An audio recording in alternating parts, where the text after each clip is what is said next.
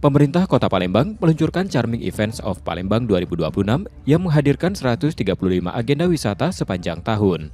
Ratusan kegiatan ini mencakup beragam sektor, mulai dari festival budaya, kuliner, hingga kesenian khas daerah.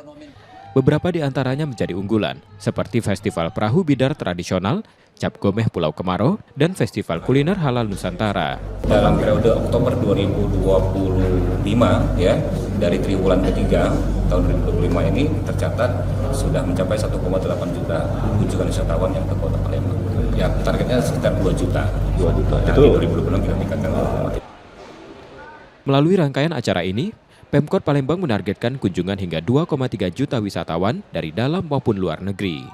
Nur Muhammad, Kompas TV, Palembang, Sumatera Selatan.